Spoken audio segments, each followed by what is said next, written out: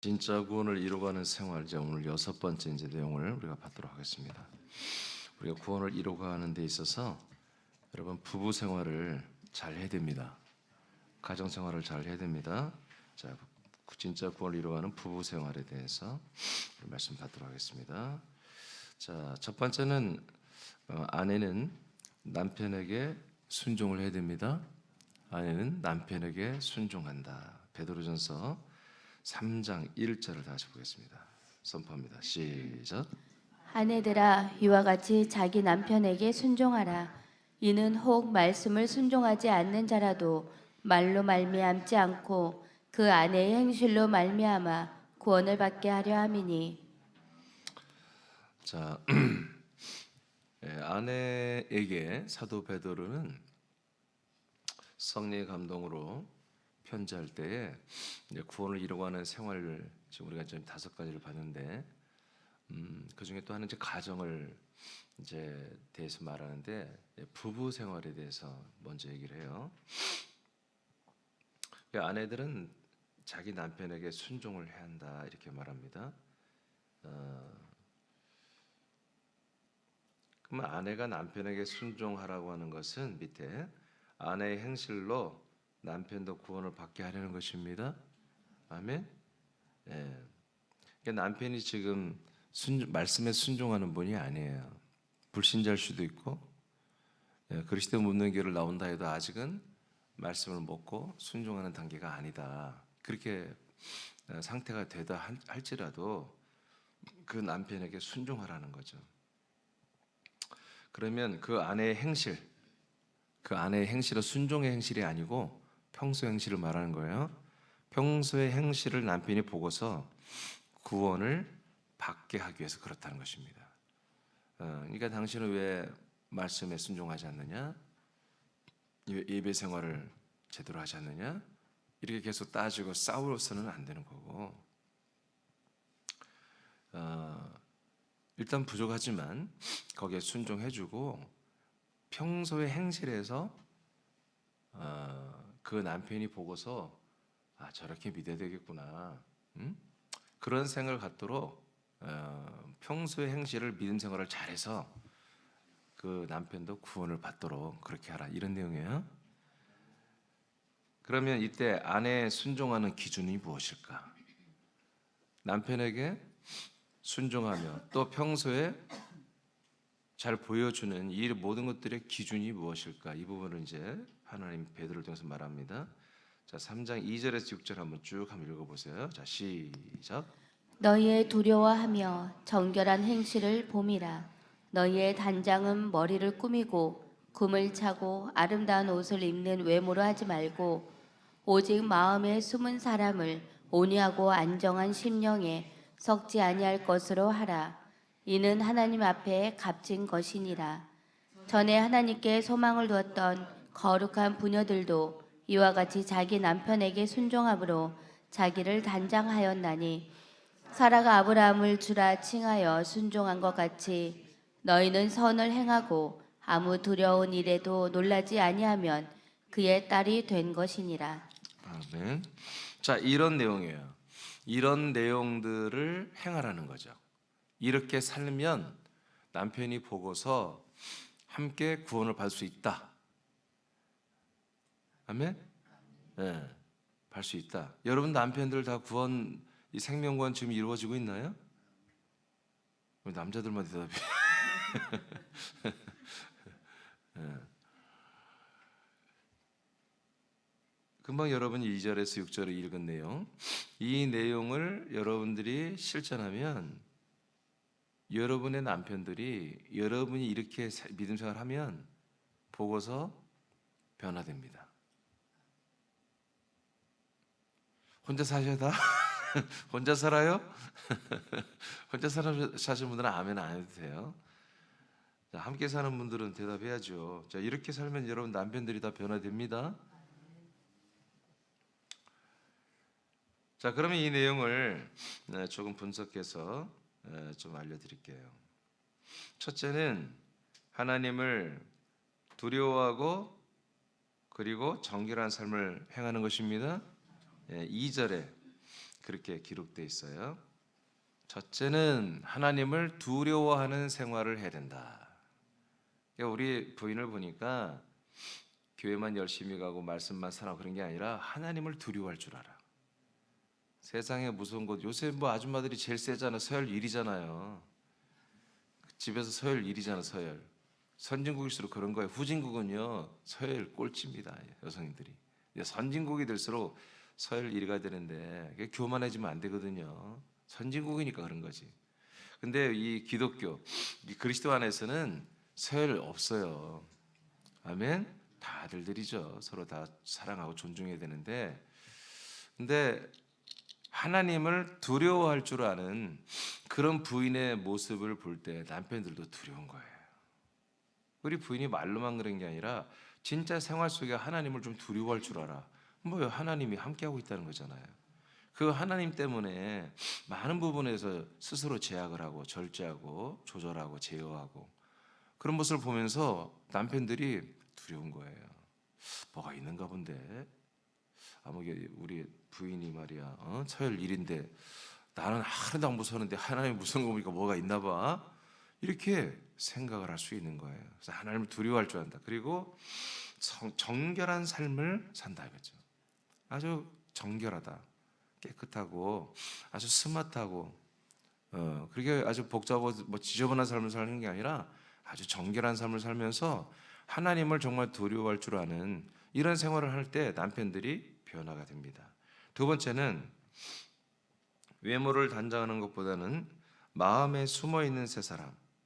마음 속에 숨어 있는 새 사람. 그게 뭐겠어요? 여러분 영입니다. 하나님의 아들들입니다.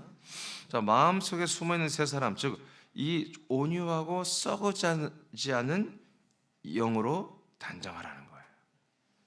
아멘. 자, 다시 위로 올라가 봐요. 4절. 자, 장서 읽어봐요. 오직 마음에 숨은 사람을 온유하고 안정한 심령에 썩지 아니한 것으로 하라.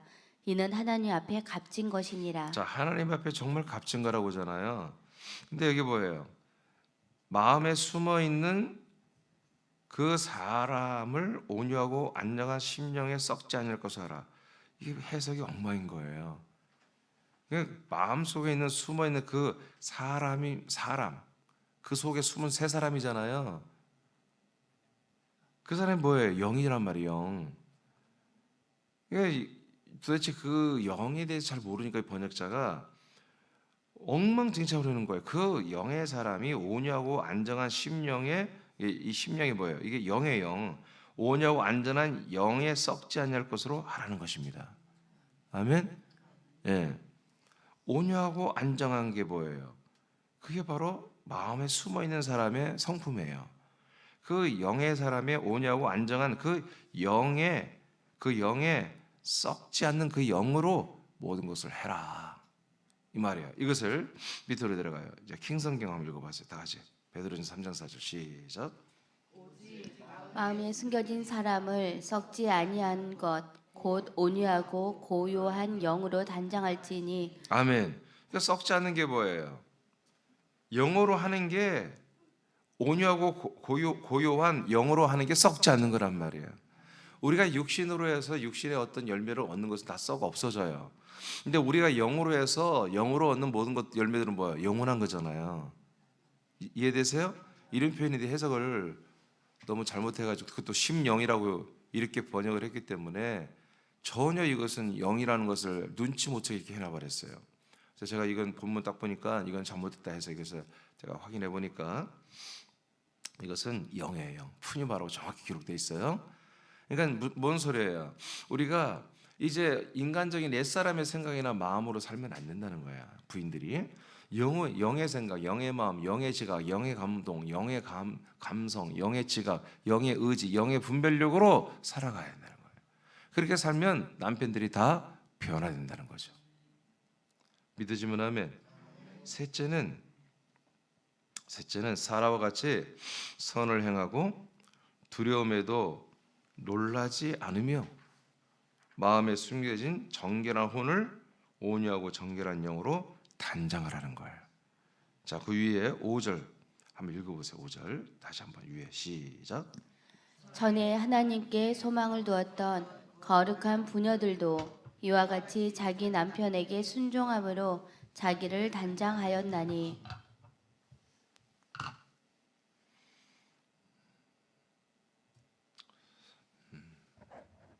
이렇게. 자, 전에 하나님께 소망을 두었던 거룩한 부녀들도 남편에게 순종을 했다. 그리고 단장을 했다. 이렇게 이제 했어요. 그런 것처럼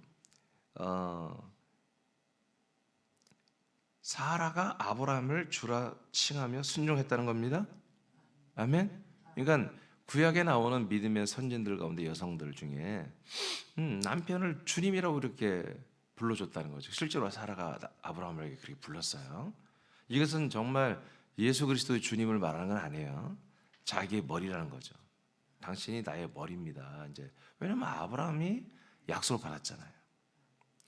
약속을 받았고 믿음이 온전한 남편들은 여러분 정말 존중해야 돼요. 아멘입니까? 존중해야 돼요. 그래서 선을 행해야 됩니다. 그리고 이게 중요한 게 뭐냐면 두려움에도 놀라지 않으며. 이게 참 어려운 거예요.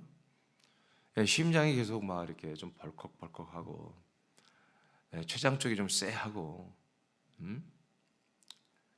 췌장이 아니죠. 담도 쪽이 쎄하고 그렇게 우리가 마음이 약해요. 사실 다. 옛사람은 조금만 두렵고 어려운 일이 생기면 걱정과 염려 이런 것 때문에 속이 편치가 않잖아요. 근데 그런 가운데서도 우리는 그런 두려움을 떨쳐내야 한다는 거예요. 내지는 언짢음도 있겠지. 뭔가 우리에게 합당하지 못한 예우를 하거나 말을 하거나 또 부당한 일이 여러분 올 때 마음이 편치 않겠지. 근데 그런 것들을 우리가 다 이겨내야 한다는 거예요. 그래서 마음의 평정심을 그리스도의 마음의 평강을 가져야 한다는 거예요. 이게 나도 사실은 마찬가지. 나도 걱정이 될 때가 많아요. 벌써 불안할 때가 오죠. 그때마다 나는 다스립니다. 바로. 나도 가슴이 벌컥거릴 때 있고, 담도 쪽이 그냥 쎄할 때가 많아요. 다 난 여러분 때문에 그런 거예요. 여러분. 그게 정상이고요. 근데 그때마다 염려가 되지만 또 한 번 다시 몸에 구주신 예수 그리스도에게 기도하고 그분에게 맡기는 거죠. 그분의 머리의 통치를 사모하고 간구하는 거죠. 그러면서 우리는 이런 두려움을 내려놔야 되는 거예요. 버려버려야 되는 거죠. 이런 생활을 부인이 한다는 거예요.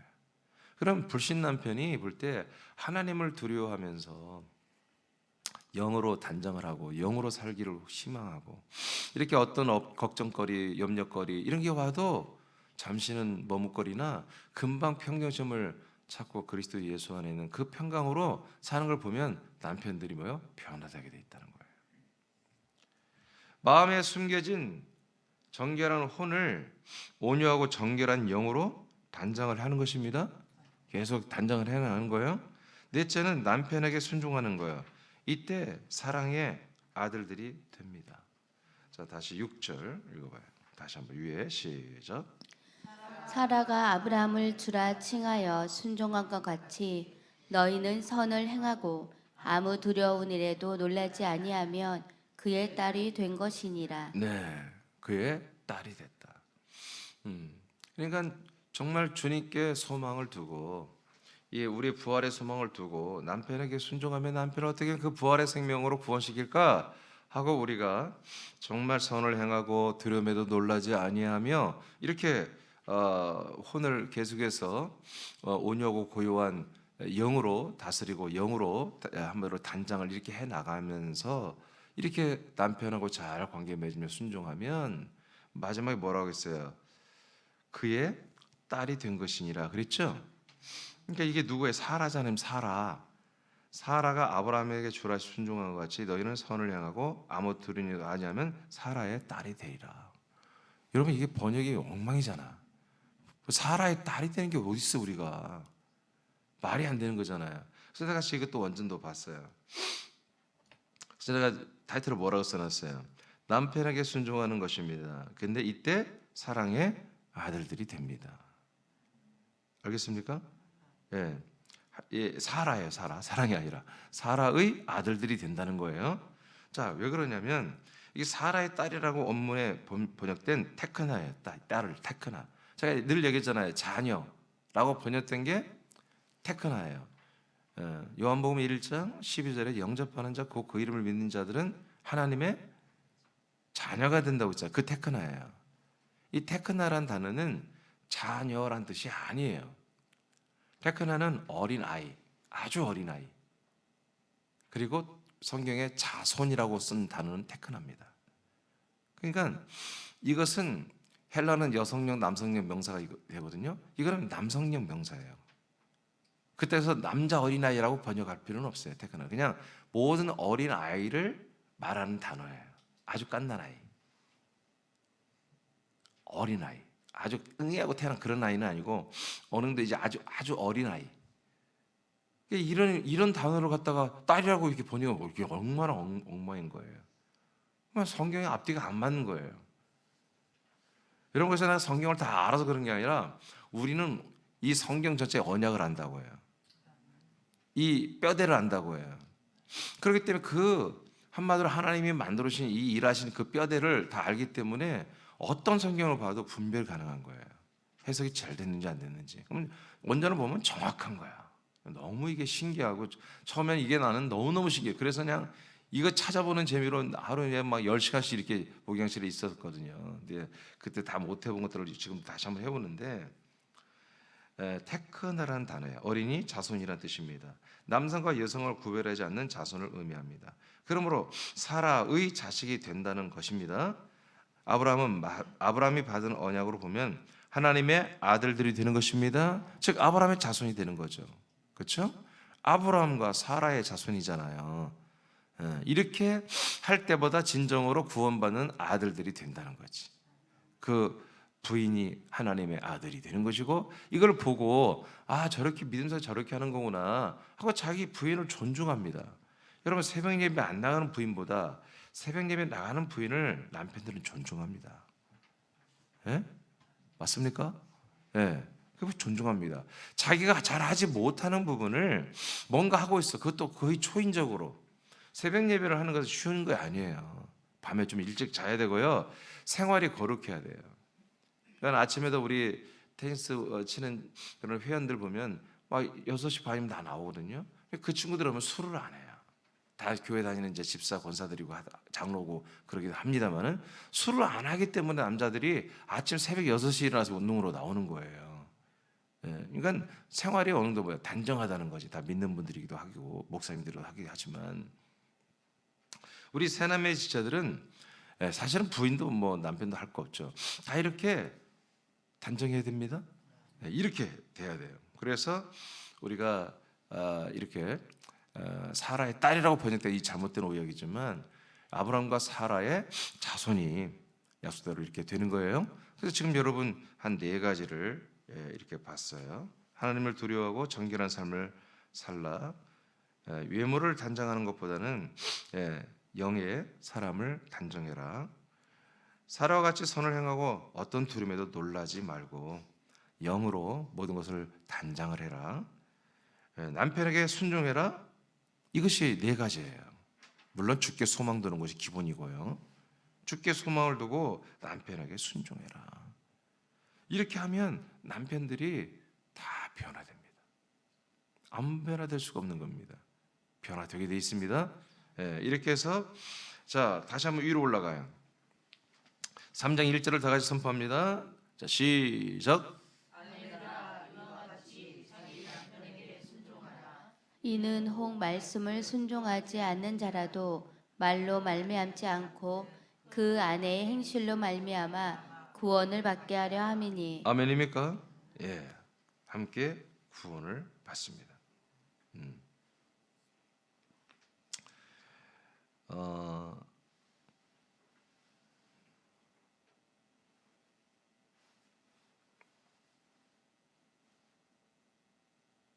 자, 그다음에 이제 2번째로 가겠습니다.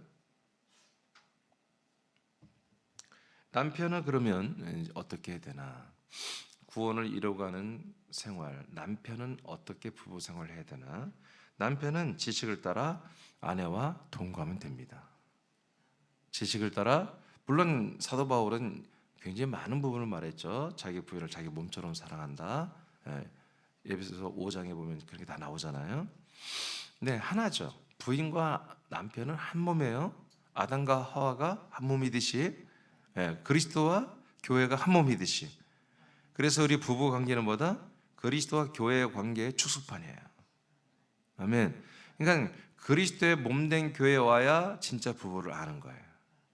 그리스도의 몸된 교회에 들어오지 못하면 진짜 부부가 뭔지를 몰라요. 그래서 엉망인 거지. 엉망인 거지. 그리스도와 교회가 한 몸이 되는 것. 이것이 부부의 원형이에요. 부부 생활은 이것을 하나의 부부 생활을 통해서 너희들이 그리스도와 교회가 한 몸 된 것을 한마디로 간접 체험하라고 부부 생활을 맺어주는 거예요. 그러니까 그리스도와 교회의 한 몸 된 이것을 항상 여러분들이 생각하면서 부부 생활을 하면 되는 거예요. 그래서 부인들은 자기가 어떻게 지금 이 네 가지 알려드렸죠? 이 네 가지를 에게 남편이 알도록 해줘야 되는 거예요. 몰래 하면 안 돼. 남편이 정말 눈치도 못 채고 간첩처럼 믿음 생활 이렇게 하면 안 된다고요. 남편이 이 네 가지를 전부 목도할 수 있도록, 두려운 일이 있어도 두렵지 않은 그런 것들을 일부러 남편 앞에 가서 보여줘야 돼요. 혼자 저 골방 가서 기도하면서 남편이 전혀 눈치도 못 채고 그렇게 하면 안 된다고요. 이해되시죠? 그렇게 남편이 구원받아요. 남편은 지식을 따라 부인과 동거를 해야 돼요. 따로 살면 안 돼요. 동거를 해야 돼요. 베드로전서 3장 7절을 선포합니다. 시작. 남편들아 이와 같이 지식을 따라 너희 아내와 동거하고 그를 더 연약한 그릇이요 또 생명의 은혜를 함께 이어받을 자로 하라. 귀히 여기라. 이는 너희 기도가 막히지 아니하게 하려 함이라. 아멘. 자, 지식을 따라 너희 아내와 동거해라. 그리고 부인은 연약한 그릇이다. 그렇게? 그럼 연약하니까 어떻게 해요? 남편이 보호해야지. 그죠? 근데 제일 중요한 게 뭐예요? 생명의 은혜를 함께 이어받을 자로 알아라. 남편이 이제 믿음이 있는 분을 말하는 거예요. 근데 부인은 누구다? 생명의 유업을 함께 받게 하려고 하나님이 한 몸으로 붙여놨다. 그러니까 아담이 볼 때 하와를 줬잖아요. 아, 이 사람은 내 살 중에 살이요 뼈 중에 뼈입니다. 라고 할 때 아담은 어떤 생각을 해야 돼요? 아, 하와는 나와 함께 생명 구원을 함께 받을 파트너로 하나님이 내게 주신 거구나. 이렇게 알으라는 거죠. 여러분, 이게 성경이 말하는 하나님이 만드신 부부예요. 이걸 모르고 부부 생활하면 처음엔 다 허니문 때는 다 달콤하고 그러지만 이내 다 싸우고 막 혐오하고 금방 막 뒷모습만 봐도 막 싫다고 그렇게 말이 나오는 거잖아요. 뭐냐면 이런 사실을 우리가 알아야 되는 거예요.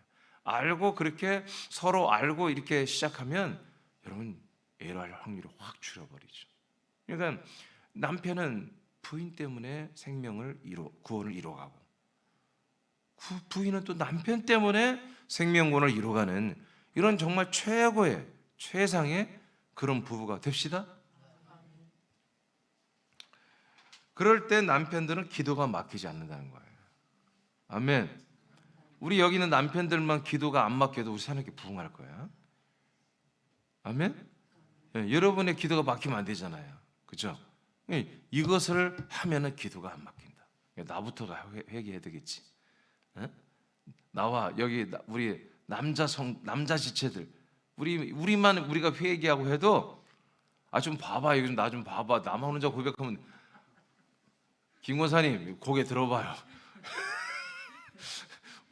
우리만 우리가 회개하고 우리만 좀 이렇게 기도가 안 막히면 새롭게 부흥한다고. 아멘. 양집사님 아시겠죠? 핍박 그러면 안 됩니다. 연약한 그릇이에요. 자, 그 밑에 한번 여러분 읽어보세요. 자, 시작. 지식을 따르는 것은 아내는 연약한 그릇이며 자, 잠깐 저 환기를 해야 돼요. 뭘 따르고요? 지식을 따라서 동거라 그랬잖아요. 그럼 그 지식이 뭐냐? 그 그 지식이 뭐냐를 이제 말하는 거예요. 다시 읽어요. 시작.